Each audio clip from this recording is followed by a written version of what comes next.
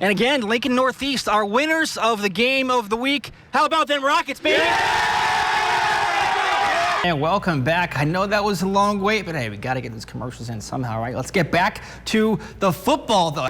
Pretty packed crowd here celebrating this team's Big Ten Tournament Championship win, marking it back-to-back years for the Huskers. What a miraculous turnaround season it was for this team. I mean, the Spartans team has shown some grit. Last week, they needed a win just to even get in this position, and they did it. I know everyone's going to be spending their Halloween trick-or-treating. No thanks. I'll take some high school football every day. In case you were wondering who the 2 seed in the Huskers region is, it's Louisville, which means if both Nebraska and the Cardinals were to meet in the Elite Eight, Danny Busby McKelly would have to take down her former squad to a right to the Final Four. Talk about a storyline, Mackenzie. Monday night at Memorial Stadium under the bright lights.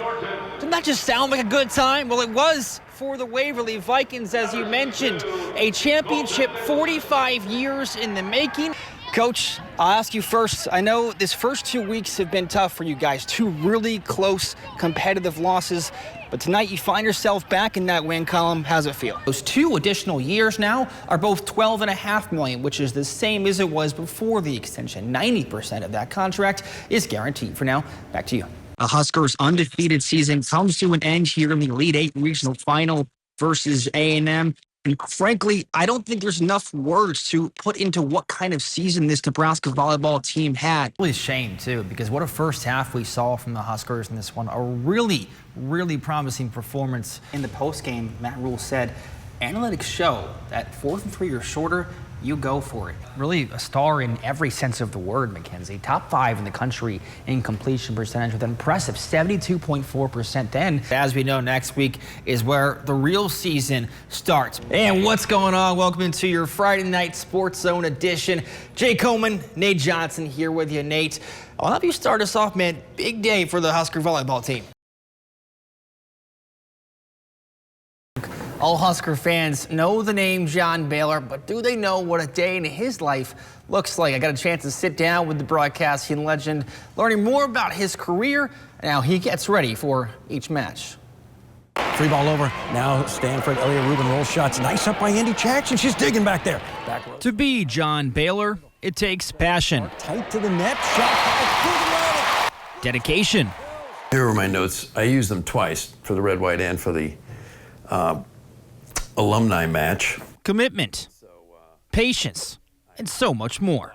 Baylor has been the voice of the Huskers for over 30 years, and it never gets old. A box seat to the greatest show on Terraflex is just a privilege, and it matters to so many people, brings so much joy to so many people. Over thousands of matches called, hundreds of atmospheres experienced. John is always one step ahead of the game. His best way at preparing for each contest, the old-fashioned way. I like to handwrite all the critical data, whether it's statistics or background, next to each person's name. And what I've learned, and the data suggests as much, that when you handwrite things down rather than type them, it's stuck in your brain much more, because in volleyball, you often don't have time to look down. Learning everything. Put down the record last year, 33-3, 19-1 in the conference. About everyone. Ali Check at Baylor hit 2.4 kills per set, hit 273. And all the in-between. How you get started is so critical. The beginning has got to be strong. And so in the old days, I often would just have some notes and I'd give the open. Whereas now I largely script it. So I write that the day of the match. I look over the notes from the prior days. I think through some themes, and I think through some history. And I want to be ready to go come game time. Outside of game day routines, one thing that helps John prep for not just his job, but his life is as simple as a quick workout.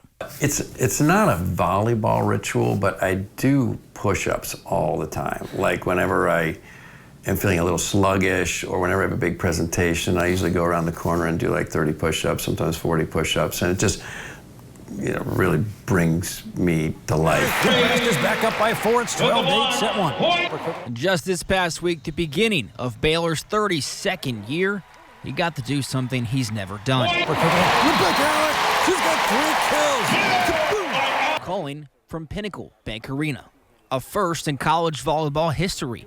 and it's moments like these that brings him the joy of being part of Nebraska volleyball. To have this small role in the growth of this juggernaut has been, one of the highlights of my life. The duties of John Baylor can sometimes be methodical, strategic. It requires hours of research, but Baylor likes to keep his listeners entertained, attentive, and crack a smile. I really take pride in informing and entertaining and ideally making people think. The other thing I like to do is make people laugh.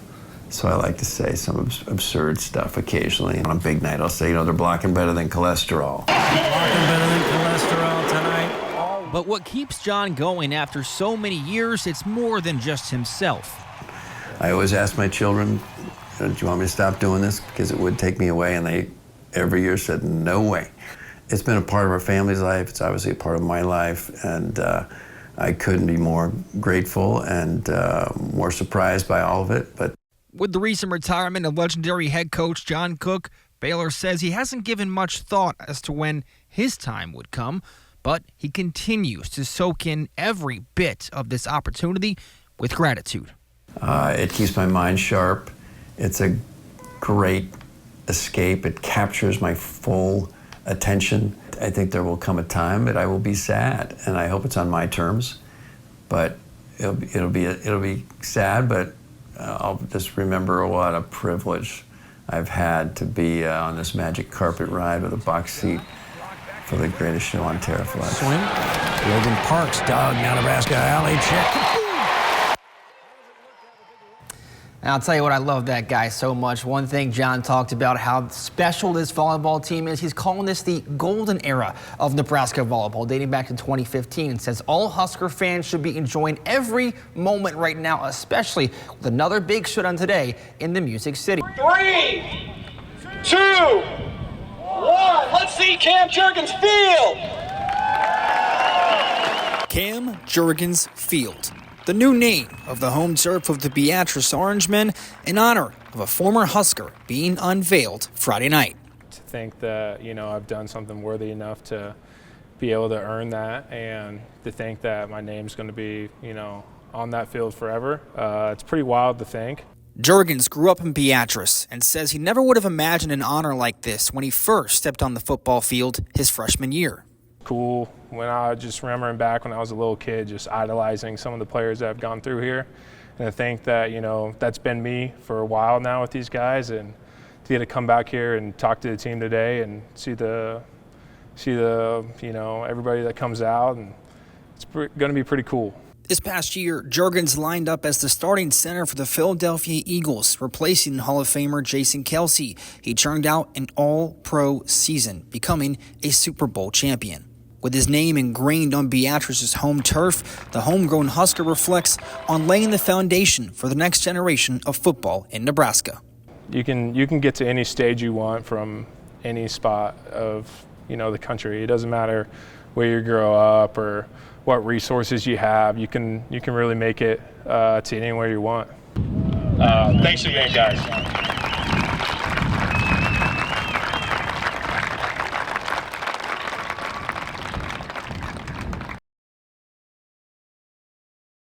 Yeah, it's an intense scene here at a home off the corner of 95th and Eagleton. As a matter of fact, I'll step out of the way here for just a moment to kind of give you guys a closer look.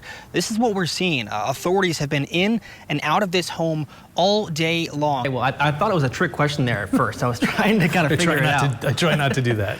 All right, thank you so much, Rusty. I appreciate it. They're saying the unanimously approved plan aims to transform Nebraska's educational landscape. Missouri Governor, though, Mike Kehoe is declaring a state of emergency in response to the potential for dangerous protests in several urban areas across the state. Executive Order 2525 issuing today. A devastating fire tears through a family business. The owners barely making it out of their home alive. As you can see, everything here went up in a blaze. But not only did they lose their house. Before we go, Rod, Sophia, looking ahead to this matchup versus Minnesota, I want to test you on your Husker football trivia. Nebraska has not won back-to-back road games since when? How long do you think? What year was it? good evening, and thank you so much for joining us.